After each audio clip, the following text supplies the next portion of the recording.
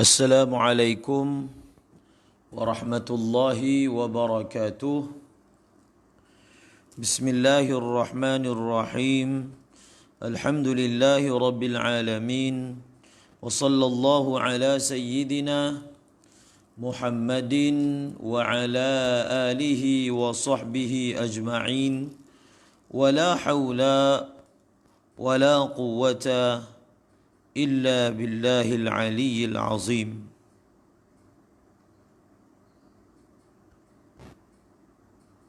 Alhamdulillah, bersyukur kita kepada Allah Subhanahu wa taala.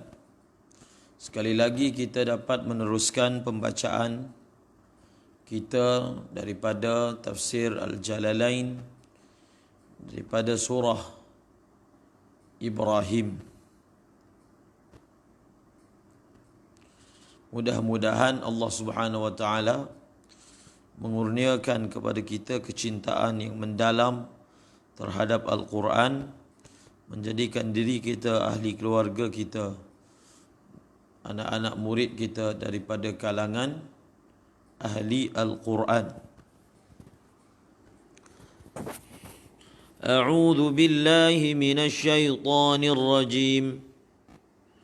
بسم الله الرحمن الرحيم وإذ تأذن ربكم لئن شكرتم لأزيدنكم ولئن كفرتم إن عذابي لشديد وقال موسى إن تكفروا أنتم ومن في الأرض جميعا فإن الله لغني حميد.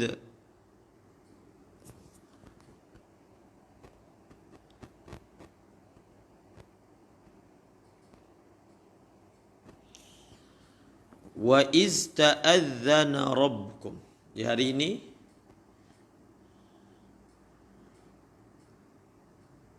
kita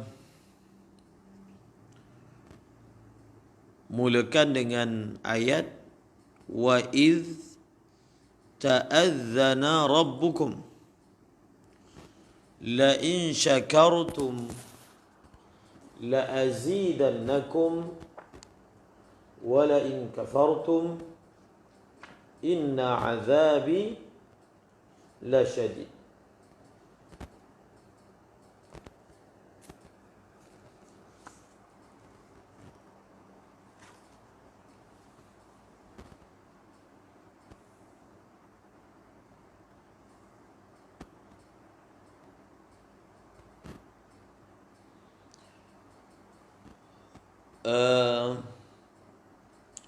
Perkara yang pertama yang kita akan mula bicarakan ialah pada perkataan wa'idh.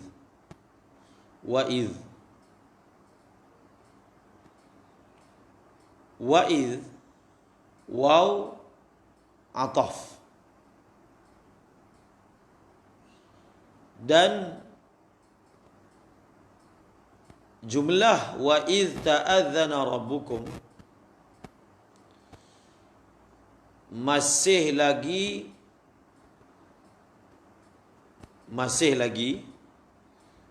termasuk maqulah ataupun masih lagi termasuk ayat dan nasihat oleh Nabi Musa kepada Bani Israel.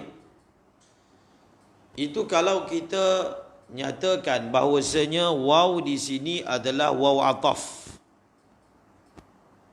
Dan itulah yang ditafsirkan oleh ulama. Itulah yang ditafsirkan oleh ulama, waw ini adalah waw ataf.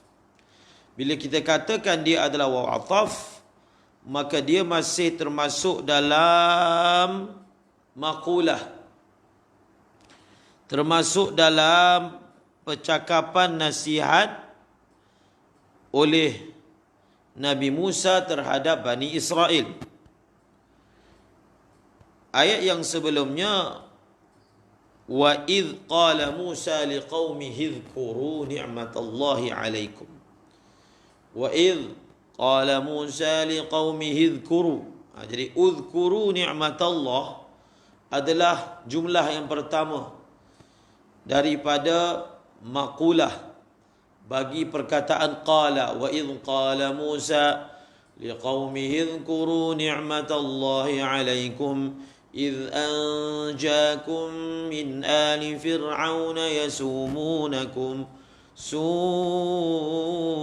'adzabi wa yudhabbihuna abna'akum wa yastahyuna nisa'akum wa fi dhalikum bala'un min rabbikum 'azim wa idh ta'adzana rabbukum. Maka ini adalah jumlah yang kedua. Maknanya jumlah yang pertama ketika mengamalkan perintah Allah terhadap Nabi Musa, an akhrij qaumaka minadh dhulumati ila an-nur wa dhakkirhum bi ayyamillah, maka Nabi Musa telah mengingatkan kaumnya apakah nikmat yang Allah telah kurniakan kepada mereka, iaitu dengan menyelamatkan mereka daripada Fir'aun yang dahulu sering melakukan kezaliman, pembunuhan secara besar-besaran.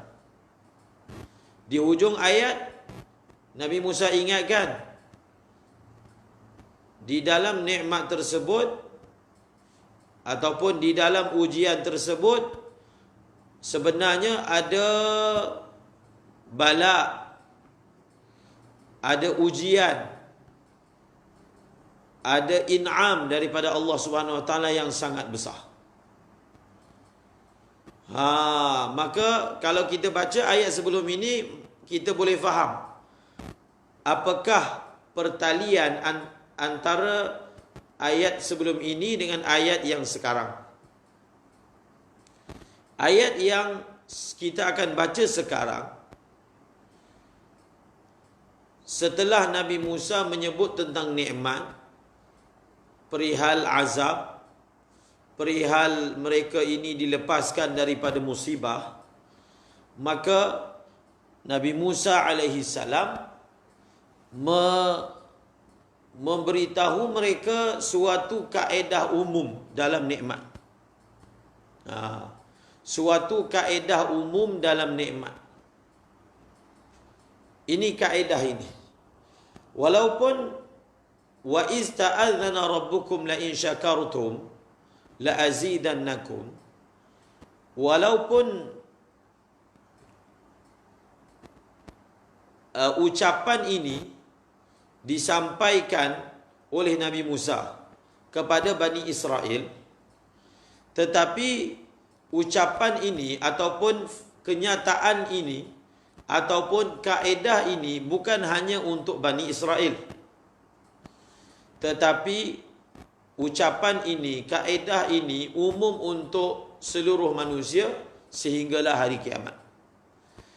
Ada suatu kaedah yang masyhur yang disebut, kalau dalam kitab usulul fiqh disebut dalam bab al-am, yang berbunyi al-ibratu bi umumil lafzi la bi khususis sabab. Al-ibratu bi umumil lafzi la bi khususis sabab. Kaedah ini menyatakan al-ibrah, ibrah daripada sesebuah ayat, kita akan lihat pada lafaznya yang umum. Walaupun latar belakang ayat tersebut diturunkan kerana sesuatu sababun nuzul, ataupun ayat itu ditujukan kepada kumpulan yang khas, kalau ikut siak ayatnya, tetapi ibrah daripada ayat tersebut kita melihat kepada umum lafaz, bukan khusus sabab. Okey? Maka sebab itu ayat ini selalu dia apa? Ayat ini selalu disebut. Kita pun semasa nak mengingatkan diri kita, mengingatkan orang lain dalam ceramah, ayat ini selalu dibaca. La in syakartum la azidannakum wa la in kafartum inna azabi lasyadid. Maka peringatan ini daripada Nabi Musa kepada Bani Israel. Mula-mula sebut dulu nikmat. Nyatakan apakah sebenarnya status nikmat. Kemudian disusuli kita terangkan tentang kaedah nikmat. Jadi begitulah juga ketika kita menyampaikan dakwah, ketika kita memberi bayan, ketika kita memberi ceramah, maka kita ingatkan hadirin tentang nikmat-nikmat yang Allah Ta'ala telah berikan kepada kita. Dan kita ingatkan mereka nikmat ini di dalamnya ada unsur ibtila, ada unsur ujian. Allah Subhanahu Wa Ta'ala ingin lihat liyabluwakum ayyukum ahsanu amala. Maka orang yang menyedari bahawasanya konsep nikmat itu adalah ibtila daripada Allah Subhanahu Wa Ta'ala. Apa maksud ibtila? Ujian. Apa maksud ujian? Akan ada natijah selepas ujian. Natijah itu yang akan menzahirkan adakah orang ini mukmin ataupun orang ini kafur. Imma syakiran wa imma kafura. Maka kemudian di hujungnya dibawa suatu kaedah. Dibawa satu kaedah. Yang kaedah ini terpakai untuk Bani Israel. Dan kaedah ini terpakai juga untuk kita semua, umat Nabi Muhammad sallallahu alaihi wasallam. Itu perkara yang pertama yang kita ingin nyatakan, iaitu adakah jumlah ini dengan jumlah yang sebelumnya mempunyai kesinambungan? Maka jawapannya ya, ada kesinambungan apabila waw itu disebut sebagai waw ataf. Ataupun kita menyatakan bahawasanya waw yang ada di sini bukan waw ataf, tetapi waw istinaf. Waw istinaf. Waw istinaf. Ini biasa dalam Al-Quran. Di antara jumlah itu kemudian dibawa jumlah lain, dipanggil jumlah mu'taridah. Kalau dalam nahwu dipanggil apa? Jumlah mu'taridah. Apa maksud jumlah mu'taridah? Jumlah itu dia datang di antara dua perkara yang ada hubung kait antara satu dengan yang lain. Qala al-musannifu rahimahullahu ta'ala wa nafa'ana bi'ulumihi fid darain amin al-kalamu. Jadi rahimahullahu ta'ala wa nafa'ana bi'ulumihi fid darain amin itu adalah jumlah mu'taridah di antara qala dengan maqulah dia. Itu dipanggil jumlah mu'taridah. Ataupun kita mengatakan wa idh ta'adzana rabbukum, ini adalah kalamullah. Maknanya jumlah mu'taridah dia bukan termasuk maqulah Nabi Musa alaihi salam.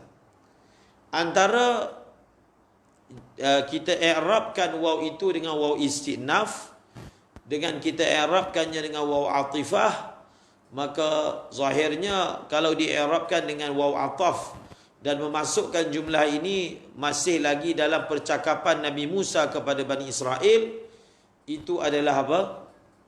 Itu adalah lebih baik. Wa iz ta'adzana rabbukum.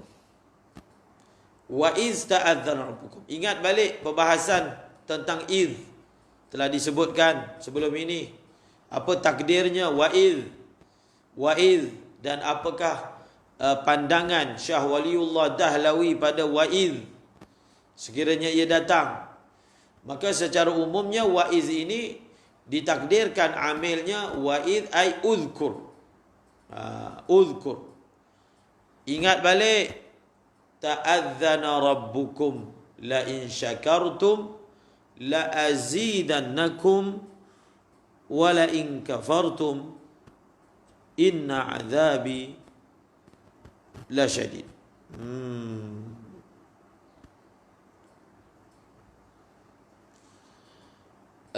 Perkataan ta'adzana. Perkataan ta'adzana kita ada dalam bahasa Arab, dalam Quran, wa'adzim fin nasi bil haji ya'tuka rijalan. Wa'adzim.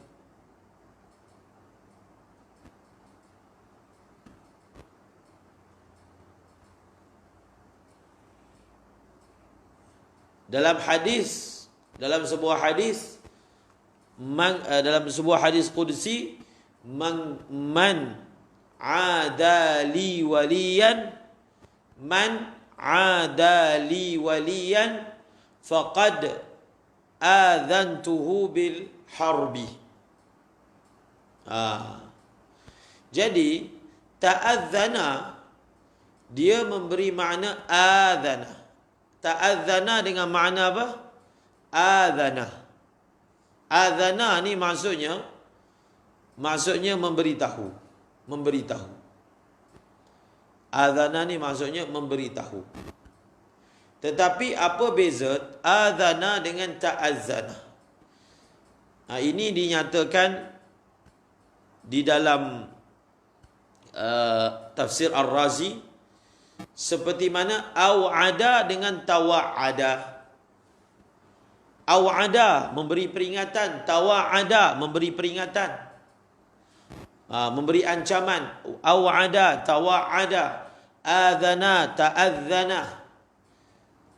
Jadi walaupun adzana ni maksudnya memberitahu, tetapi bila dia datang atas bab tafa'ul, ada penambahan makna. Ada penambahan makna padanya. Kalau azana itu maknanya memberitahu, ta'azzana ini dia ada tambahan makna dari segi apa? Memberitahu dengan bersungguh-sungguh, dengan penegasan. Ataupun Syekh Mutawalli Sya'rawi telah tafsirkan ta'azzana ini dengan a'lama bitawkidin. Ta'azzana ni maknanya apa? A'lama bitawkid, ambil daripada bab tafa'ul. A'lama bitawkid, bukan sekadar bagi tahu, tapi bagi peringatan dengan bersungguh-sungguh. Penting ini, peringatan ini kamu semua kena dengar. Itu makna wa iz ta'azzana rabbukum. Okey? Wa iz ta'azzana rabbukum dengan makna apa? Memberitahu bersungguh-sungguh, wahai pembaca, wahai Bani Israel, beringat balik bersungguh-sungguh apa peringatan yang diterangkan oleh Tuhanmu. Wa iz ta'azzana rabbukum.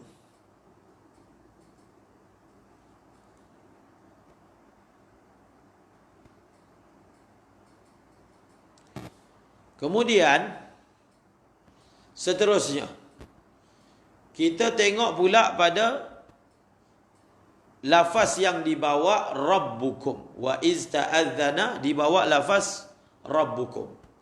Sekali lagi kita ingatkan, bila kita baca ayat Al-Quran, maka apabila didatangkan nama-nama Allah, sifat-sifat Allah, cuba hayati nama. Macam contoh ayat sebelum ini, ingat balik. Pada keterangan kita semasa membahaskan wa fi dzalikum bala'um mir rabbikum, didatangkan perkataan Rabb. Qul ya ibadiyalladzina asrafu ala anfusihim La taqnatu min rahmatillah. Innallah. Didatangkan nama Allah. Alhamdulillahi Rabbil Alamin. Dalam surah Al-Fatihah dibawa sifat Rabbil Alamin. Setiap daripada ayat-ayat tersebut ada sebabnya. Kita telah terangkan, bila kita nak bercakap, nak berzikir, nak berdoa, nak menyeru, maka pilihlah Asma'ullahil Husna yang sesuai dengan apa yang kita ingin mohonkan, zikir apa yang ingin kita baca, maka di situ akan memberi kesan yang lebih. Maka begitulah juga uslub di dalam Al-Quran. Ini sebenarnya kalau kita katakan ini perkataan Nabi Musa, maknanya Nabi Musa yang memilih perkataan Rabb. Ialah dalam bahasa Nabi Musa. Tetapi kalau dalam bahasa Arabnya Rabb. Wa iz ta'adzana rabbukum. Wa iz ta'adzana rabbukum. Maka apa yang kita boleh ambil rasa daripada lafaz ini, wahai manusia, wahai Bani Israel, ingat balik perihal Tuhan kamu mengingatkan, memberitahu dengan tegas, dengan bersungguh-sungguh.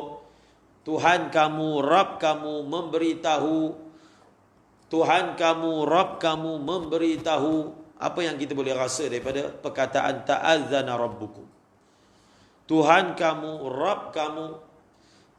Jadi sebahagian ulama, contohnya saya Maulana Tariq Jamil, dia selalu sering ingatkan dalam bayannya kepada orang dalam bahasa Urdu.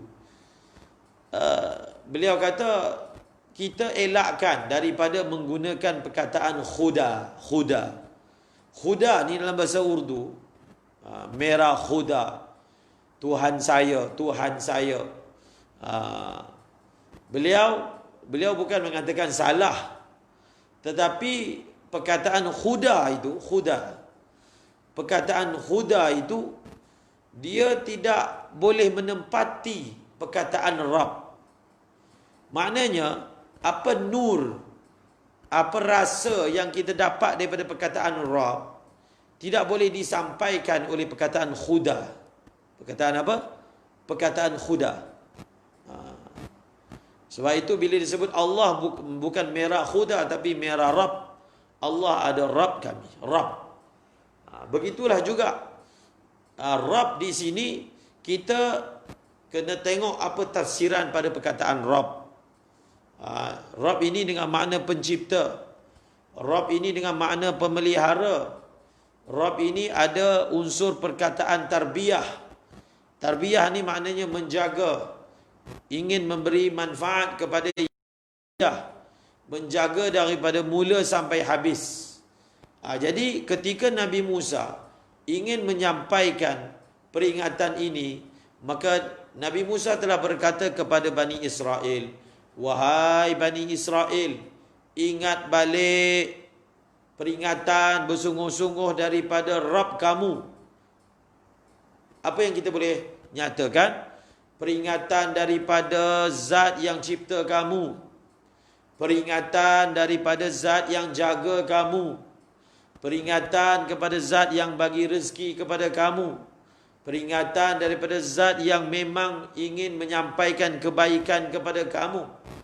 Maka sebelum kita sampaikan peringatan, dibawa dulu nama Allah. Supaya pendengar, bila dia diberitahu. Contohnya kita kata, ini ada pengumuman daripada Perdana Menteri. Perdana Menteri. Bila disebut pengumuman ini datang daripada Perdana Menteri yang pengasih. Contohnya, orang panggil Abah pula sekarang ni. Ini peringatan daripada Perdana Menteri yang Abah kita. Itu kan sengaja dibuat ayat seperti itu, supaya orang ambil perhatian tentang apa yang akan disampaikan. Itu kaedah dalam pentuturan. Kita bagi tahu dulu, ini peringatan yang saya nak sampaikan ni daripada siapa. Betul tak? Kita kan sebut daripada siapa? Kenapa kita sebut daripada siapa dulu? Supaya yang mendengar ataupun yang membaca, dia sudah mempunyai persediaan mental. Dia sudah mempunyai persediaan mental. Mentalnya, psikologinya, dia akan teruja, dia akan bersemangat, dia akan memberi respect. Betul tak?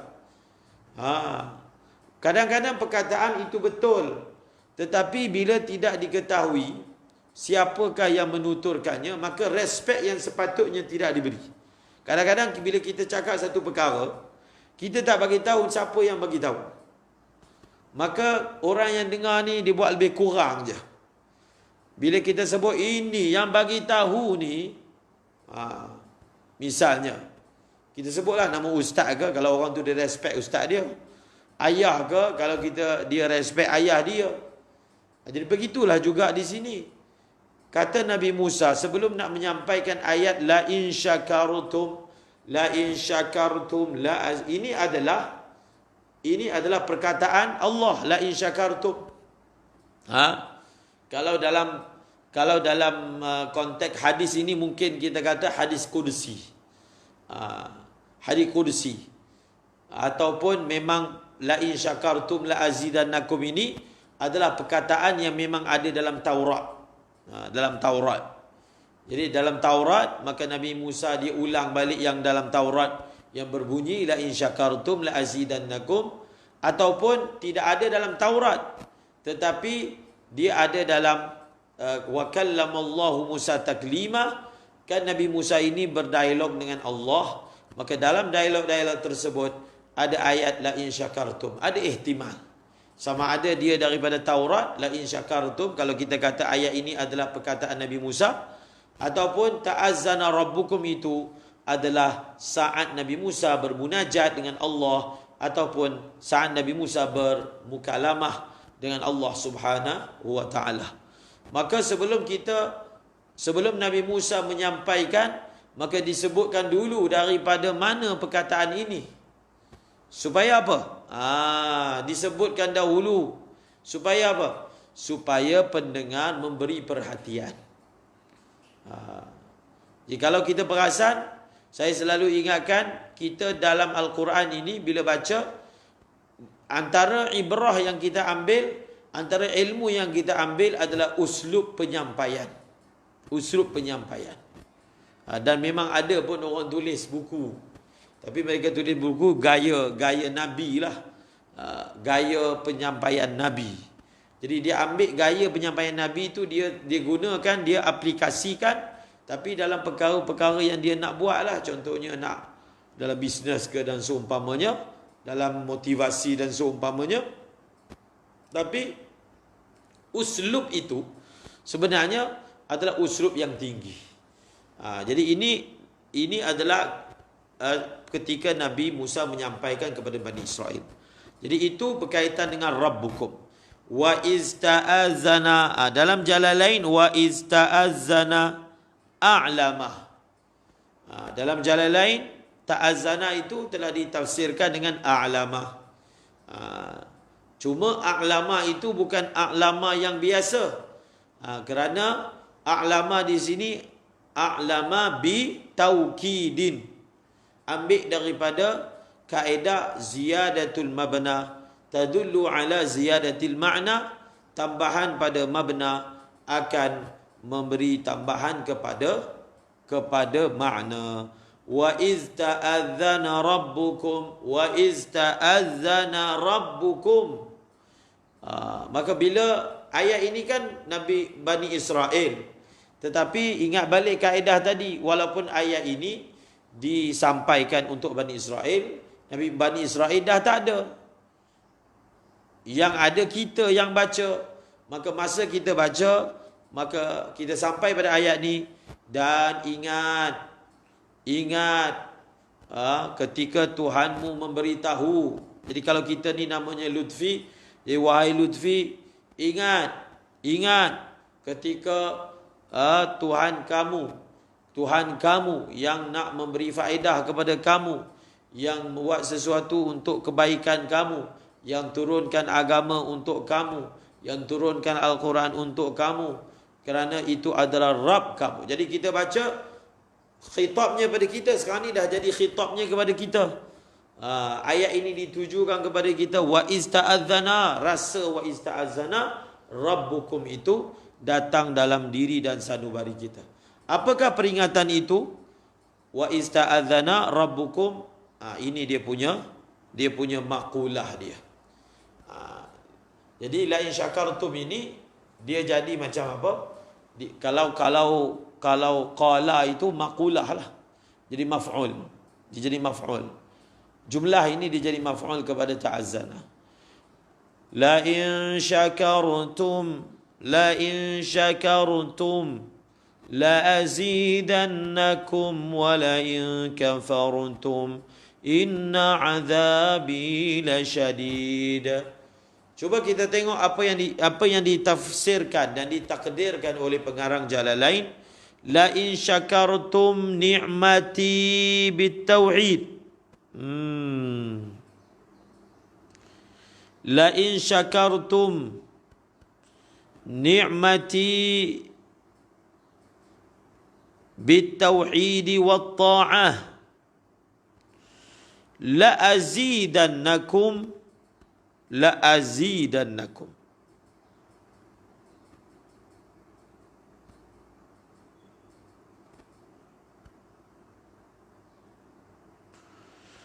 Pengarang Jalalain telah takdirkan la in syakartum ni'mati bitauhidi wat ta'ah. La in syakartum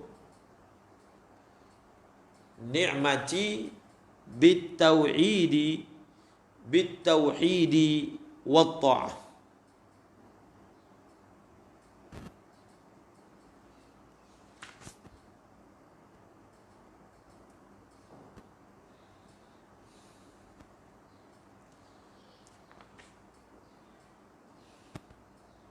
Ini yang telah ditafsirkan oleh pengarang Jalalain.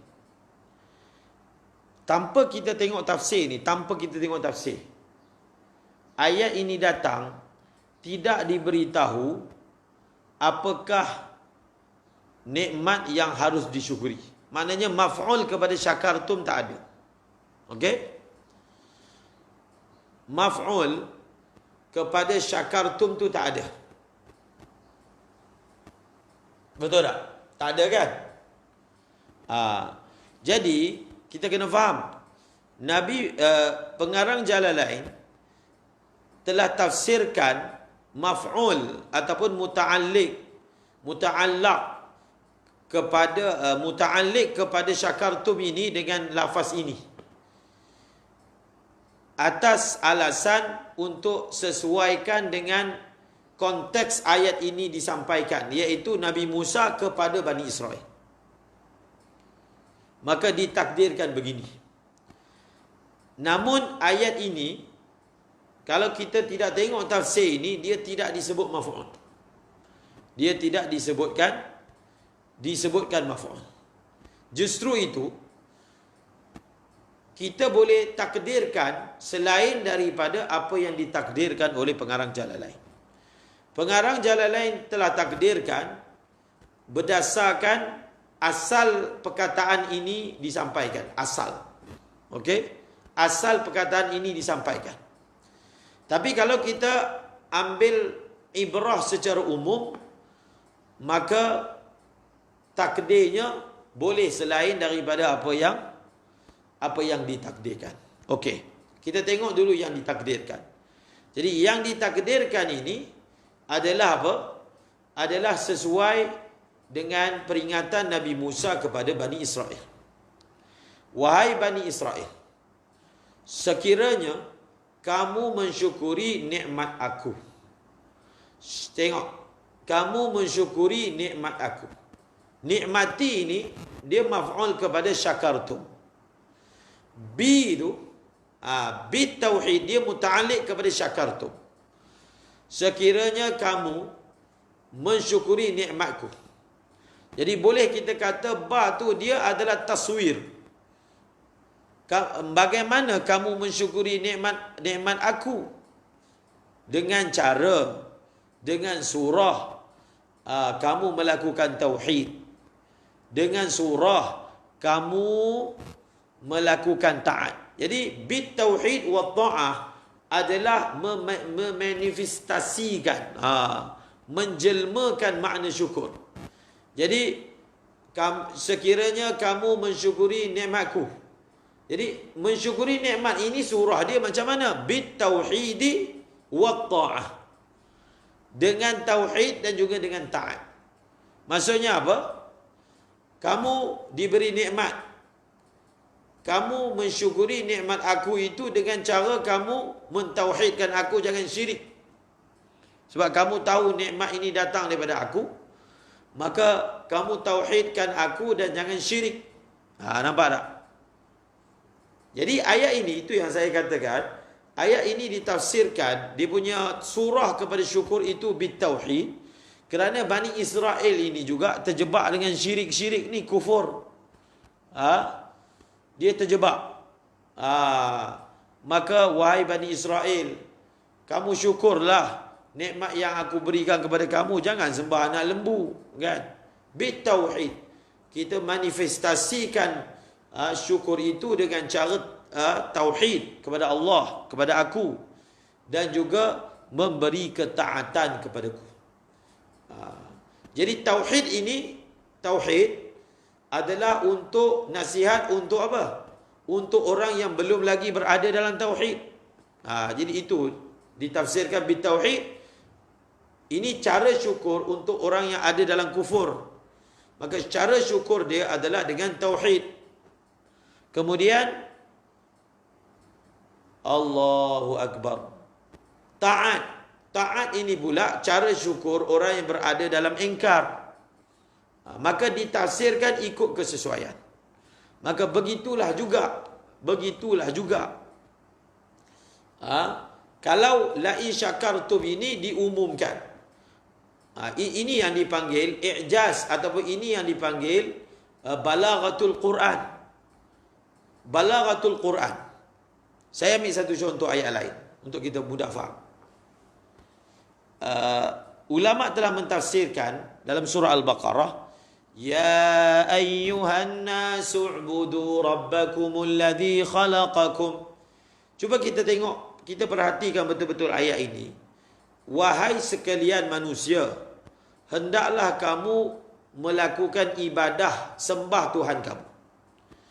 Mukhatab kepada ayat ni adalah seluruh manusia. Bila sebut seluruh manusia, dalam ini ada orang kafir pun manusia, orang beriman pun manusia, orang Yahudi pun manusia, semua manusia.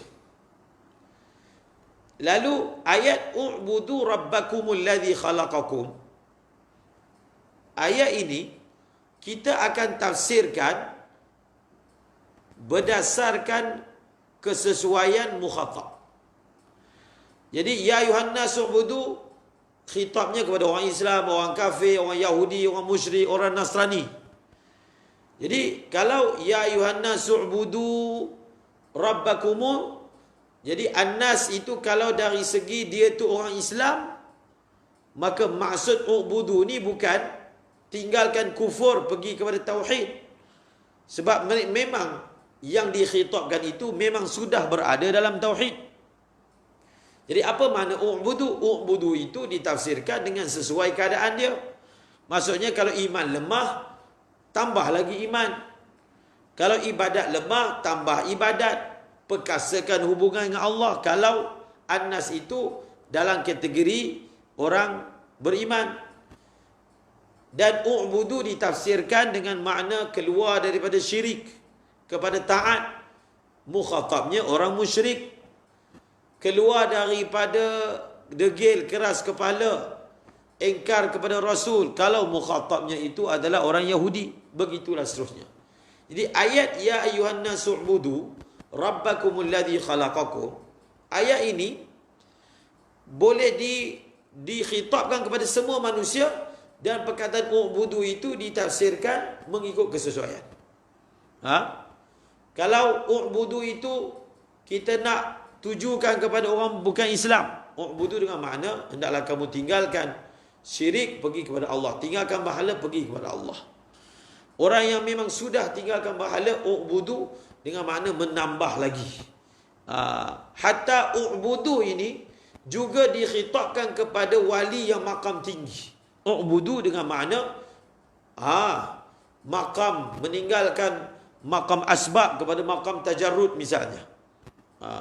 Daripada makam ini kepada makam ini. Jadi itu yang dipanggil balaghatul Quran, perkataan yang ringkas tetapi boleh dikhitabkan kepada pelbagai lapisan dengan tafsiran yang bersesuaian. Okey? Maka begitulah juga di sini. Begitulah juga di sini, la in syakartum, sekiranya kamu mensyukuri. Sekiranya kamu mensyukuri. Sekiranya kamu mensyukuri nikmatku. Sekiranya kamu mensyukuri nikmatku. Dengan cara apa? Dengan cara tauhid. Dengan cara apa? Dengan cara taat. Dengan cara taat. Jadi bi tauhidi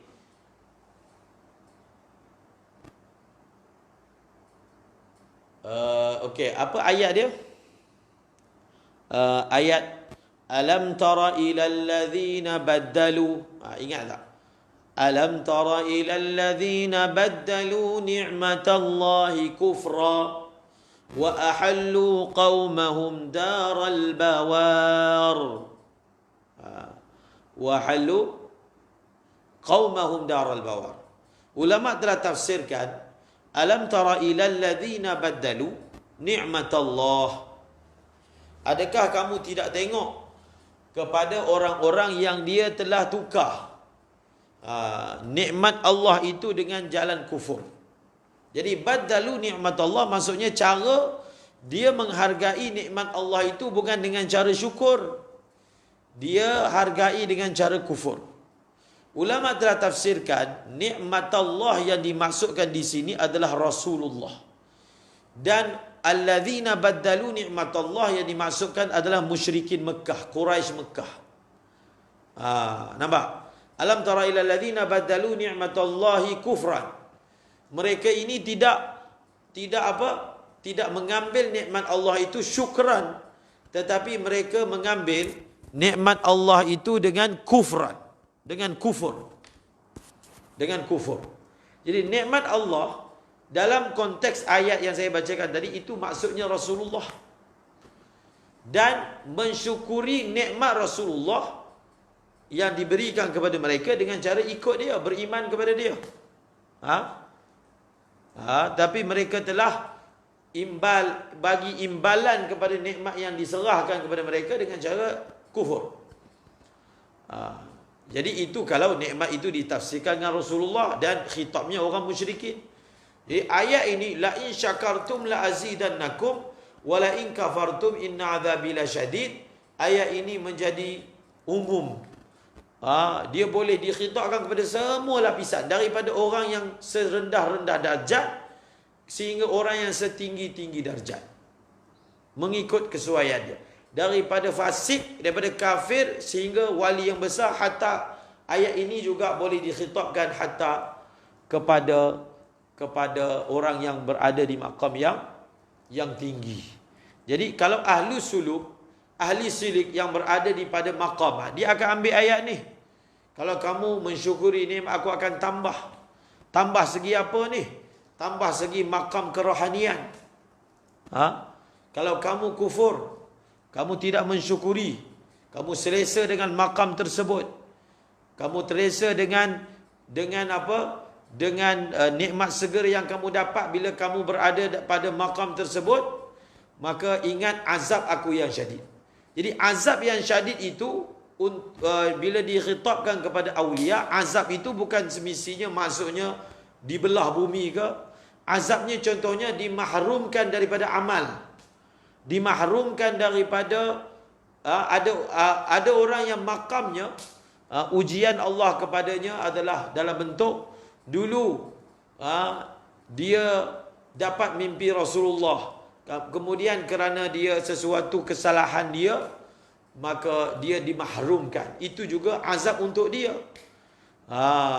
Maka ayat ini menjadi suatu ayat yang terlalu balaghah yang tinggi, yang sesuai dikhitabkan kepada semua orang. Sama ada orang yang lapis biasa ataupun orang yang berada di lapis yang tinggi. La in syakartum ni'mati bit tauhidi wat ta'ah. Dengan jalan tauhid dan dengan jalan ta'ah, la azidannakum, maka aku akan tambah nikmat tersebut. La azidannakum, yang belajar saraf, yang belajar bahasa Arab tahu. Ambil rasa la azidannakum, lam taukid dan nun taukid sakilah. Semua yang belajar bahasa Arab tahu apa dia punya kekuatan perkataan la azidannakum. Lam taukid dan nun taukid sakilah. La azidannakum. Kalau kamu syukur, aku akan tambah. Aku akan tambah nikmat tersebut. Kalau kamu syukur. Satu perkara lagi, kita belajar apakah makna syukur segi istilah. Segi istilah, syukur ini maksudnya sarfun ni'mah fima khuliqa li ajlihi. Itu makna syukur. Syukur ini ada apa? Syukur dengan lidah, syukur dengan hati, syukur dengan jawarih. Maka tauhid itu adalah syukur dengan hati. Taat itu syukur dengan lidah, dengan syukur dengan anggota badan. Di situ pun Imam Sayuti telah gambarkan macam mana nak memanifestasikan syukur dengan cara dengan hati beriman, dengan taat, dengan anggota badan. La azidannakum, pasti dan pasti. Pasti dan pasti. Semua yang kita yang mendengar, yang membaca, adakah iman kita pada ayat la azidannakum? La azidannakum. Ambil rasa la azidannakum. Tapi malangnya tak ada. Kita percaya tak? Kita baca tapi kita yakin tak Allah dah bagi tahu kalau kamu syukur mesti tambah. Mesti. Selalunya Ustaz kami Maulana Mansur dia selalu terjemah macam ni. La azidannakum kita terjemah pasti dan pasti aku akan tambah. Jaminan ini telah diberi oleh Rabb kita. Itu yang ada perkataan Rabb tadi. Jaminan yang dia akan tambah tu Rabb telah janji akan tambah. Tapi sejauh mana iman kita kepada janji tersebut. Jadi syukur dengan erti kata, apa syukur ini telah ditafsirkan. Kalau kita belajar dalam awal kitab biasanya akan dibahaskan syukur ini maksudnya apa? Satu orang itu menggunakan nikmat-nikmat yang diberikan pada perkara yang diperintahkan oleh Allah. Itu maknanya syukur. Dia gunakan nikmat tersebut, maka Allah Subhanahu Wa Taala pasti akan tambah. Kalau kamu syukur, maka pasti akan tambah. Ada satu kata-kata hikmah yang menarik. Kata-kata hikmah ni berbunyi asyukru.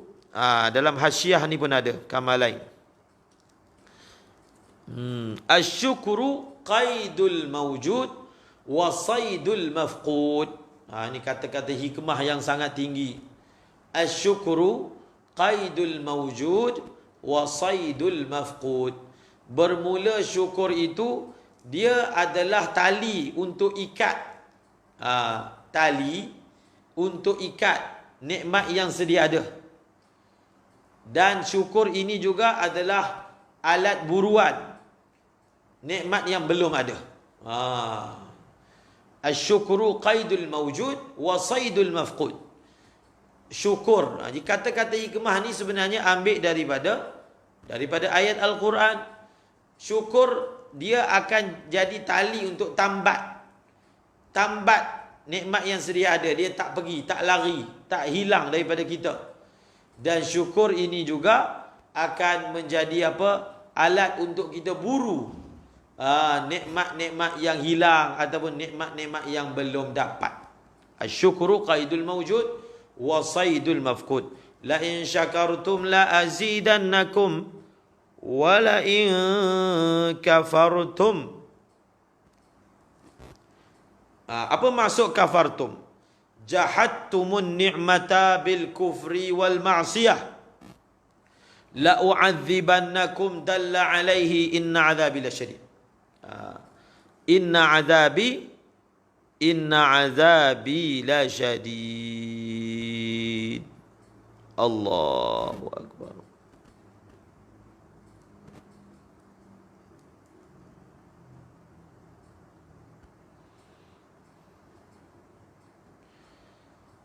La in kafartum. Telah ditafsirkan kafartum dengan mana apa? Jahadtum. Betul lah tu. Kalaulah kamu kufur dengan nikmat. Dengan cara apa?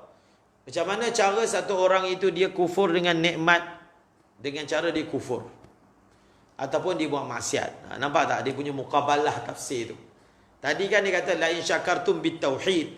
Jadi kalau kufur dengan tauhid tu maksudnya, kalau tak syukur dengan tauhid maksudnya kufur. La in syakartum bil ta'ah. Jadi tak syukur dengan jalan taat, maka maknanya dia buat maksiat. Jadi maknanya orang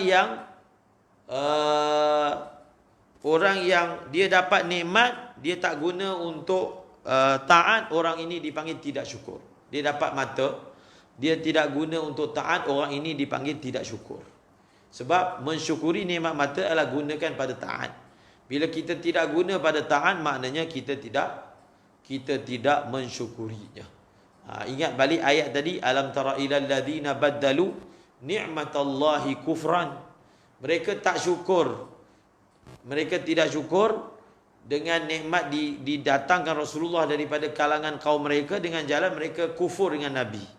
Ingkar dengan Rasulullah sallallahu alaihi wasallam. Wala in kafartum jahadtum an-ni'mah bil kufri wal ma'siyah la u'adzibannakum. Jadi la u'adzibannakum ini, la u'adzibannakum adalah jawab kepada qasam. Ini menjadi kebiasaan dalam jalan lain. Kita akan jumpa jalan lain, contohnya kan ayat ini la in syakartum. La in syakartum ni jumlah ini adalah jumlah qasam. Jumlah ni adalah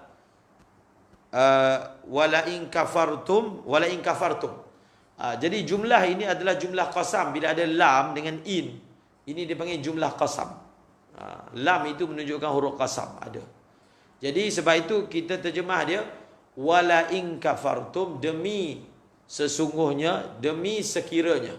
Wala in kafar itu dia punya terjemahnya demi sekiranya. La in syakartum pun sama, demi sekiranya. Wala in kafartum, demi sekiranya. Jadi jawab qasam ini dalam jumlah yang pertama tidak dihazafkan, la azidannakum. Dalam jumlah yang kedua jawab kepada qasam. Qasam ni maksudnya sumpah. Jadi bila ayat ini ada sumpah, dia punya makna lagi berat. Maknanya Allah bersumpah, kalau kamu syukur, Allah akan tambah. Dan Allah bersumpah, kalau kamu kufur, kamu akan kena azab. Cuma kita tengok adabul Quran. Adabul Quran. Dalam jumlah yang pertama, jawabnya tidak dihazafkan. Dan dalam jumlah yang kedua dihazafkan. Maksudnya, dalam jumlah yang kedua, dia tidak ada jawapan. Dia hanya sebut, sekiranya kamu kufur. Dia tak ada maka. Maka tu tak ada. Sekiranya kamu kufur, tak ada jawapan. Tapi kalau ayat yang pertama, sekiranya kamu syukur, maka aku pasti akan tambah. Sekiranya kamu kufur, tak ada jawapan. Yang ada inna azabi lasyadid. Jumlah inna azabi lasyadid bukan segi i'rab, jadi bukan jawab kepada qasam, kan? Dia bukan jawab kepada qasam. Jadi jawab kepada jumlah demi sesungguhnya tu dihazafkan.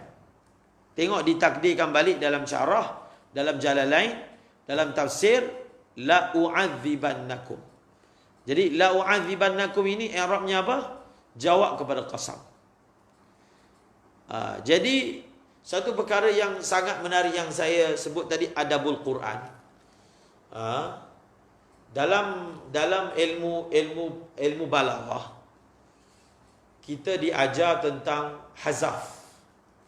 Dalam ilmu balaghah, kita juga diajar tentang apa? Bilakah kita akan bawa fi'il secara maklum, sirah maklum, dan bilakah kita akan bawa fi'il dengan sirah majhul. Ini contoh yang masyhur. Contohnya dalam kitab Husnus Siyarah pun bagi contoh ni. Wa anna la nadri asyarrun urida biman fil ard am arada bihim rabbuhum rasyada. Nampak? Ini dipanggil adabul Quran. Sekali lagi kita masuk tentang belajar adab berbicara daripada ayat Al-Quran. Wa anna la nadri, ni perkataan jin punya perkataan. Belajar pula dengan jin, tapi daripada ayat Al-Quran, sebab Quran nukilkan. Jadi wa anna la nadri, cuba tengok. Jumlah yang pertama didatangkan dengan majhul. Jumlah yang kedua didatangkan dengan ma'lum. Bina' lil fa'il, bina' lil maf'ul. Jadi dalam ayat surah jin ni berbunyi, sesungguhnya kami tidak tahu adakah keburukan yang dikehendaki untuk penduduk bumi, ataupun Tuhan mereka mahukan kebaikan untuk mereka. Jadi ketika menisbahkan keburukan, mereka tak nisbahkan kepada Tuhan. Dia datangkan dengan perkataan, sesungguhnya kami ni tak tahulah adakah penduduk bumi ini akan dapat keburukan ataupun Tuhan mereka nak bagi kebaikan. Tidak disebutkan begini, sesungguhnya kami tidak tahu adakah Tuhan penduduk bumi ini nak bawa keburukan kepada mereka ataupun Tuhan mereka nak bawa kebaikan. Jadi ketika menisbahkan benda buruk, tak dinisbahkan direct kepada Allah walaupun penciptanya Allah. Ini adabul kalam. Adabul kalam. Satu lagi contoh yang diberikan perkataan Nabi Ibrahim. Wa idza maridtu fahuwa yashfin. Ayat dia apa? Alladhi yut'imuni wa yasqin wa idza walladhi yut'imuni wa yasqin wa idza maridtu fahuwa yashfin. Ini pun adab juga, belajar daripada Nabi Ibrahim. Dialah Allah yang menghidupkan aku,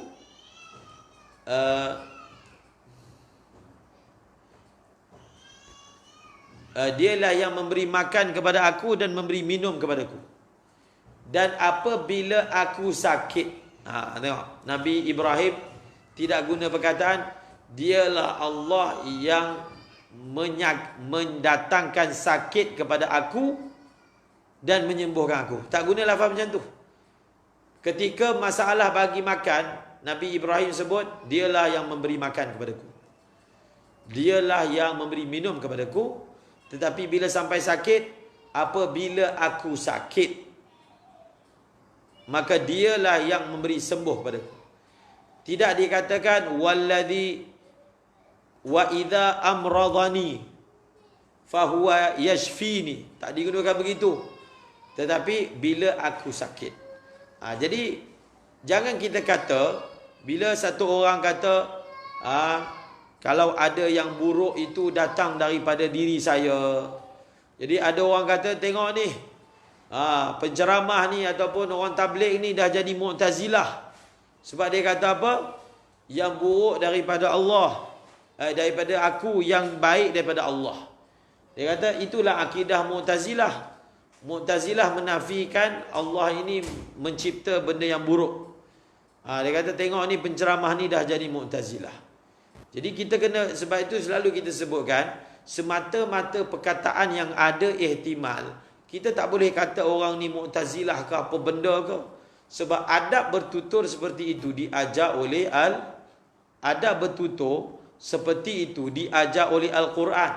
Walaupun betul Allah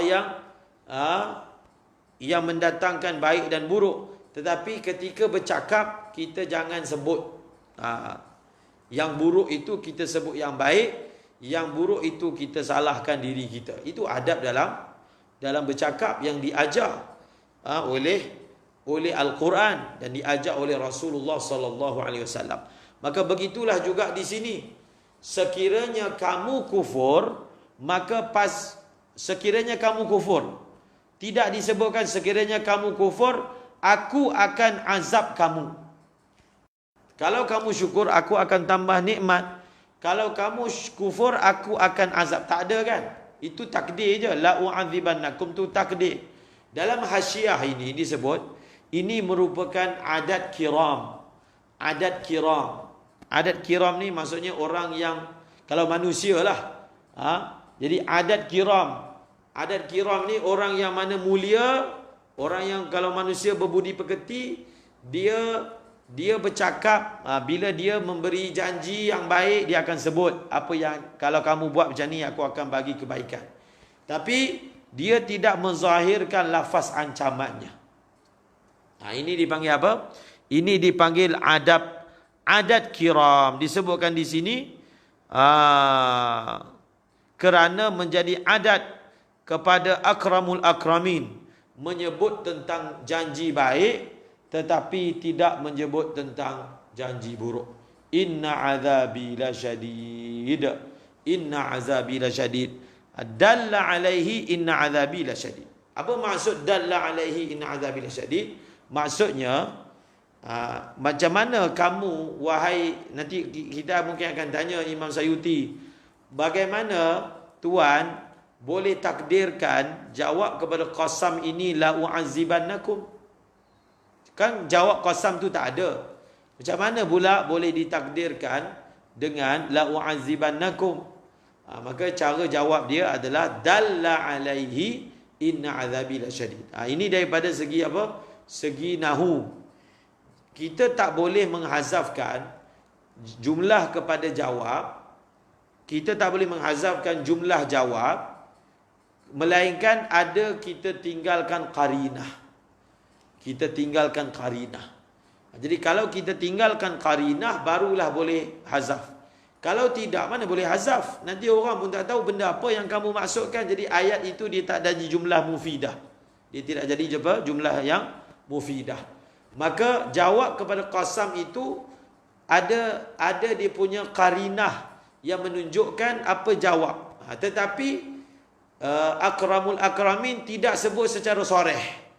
Dia hanya sebut secara kenen saja, sindir je, secara kenen. Jadi qarinah kepada bahawasanya jawab kepada qasam itu adalah apa? Adalah la u'azibannakum, berdasarkan pada inna azabi lasyadid. Jadi inna azabi lasyadid adalah qarinah yang menunjukkan la in kafartum la u'azibannakum. Macam mana boleh takdir begitu? Berdasarkan qarinah inna azabi lasyadid, tetapi tidak disorehkan. Maka begitulah yang kita dapat baca pada pagi ini. Kita belajar tentang janji Allah yang ini kita dah baca, tinggal lagi iman. Iman yang mana kalau kita syukur mesti Allah akan tambah, mesti.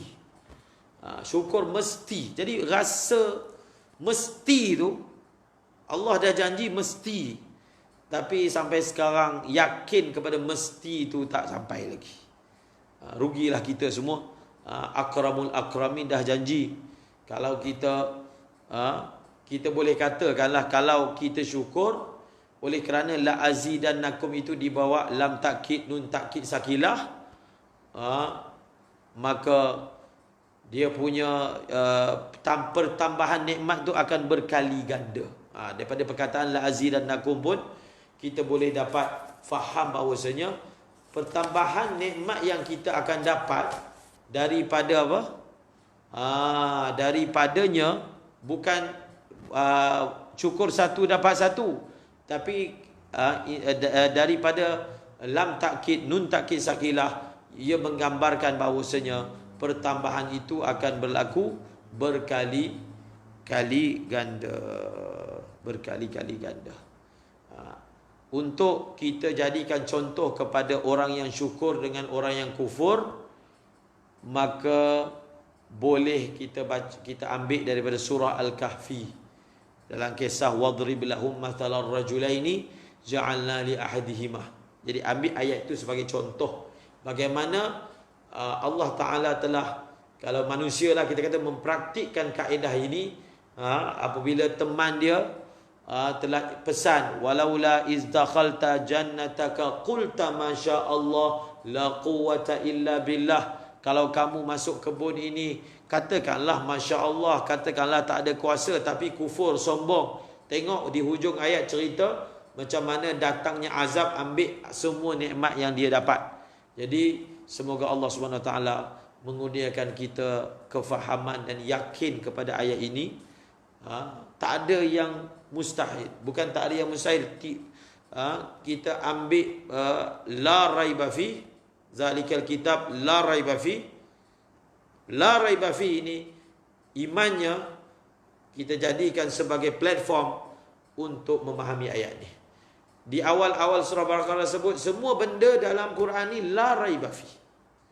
Antara yang ada dalam Quran, la in syakartum la azidannakum. Tiada keraguan, secubit, sekelumit keraguan pun tak ada. Sebab itu yang perlu diusahakan adalah iman.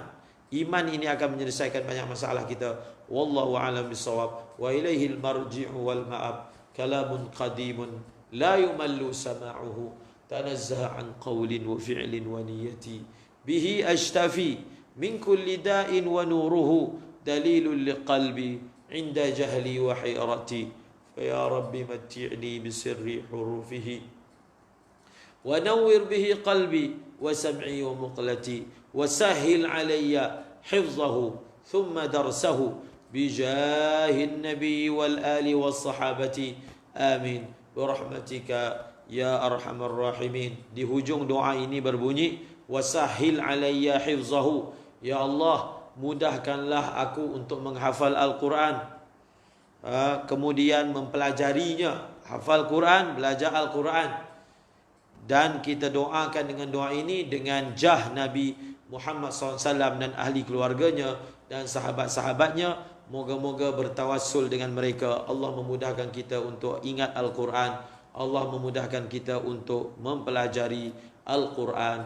Wallahu a'lamu bissawab wa ilaihil marji'u wal ma'ab. Assalamualaikum warahmatullahi wabarakatuh.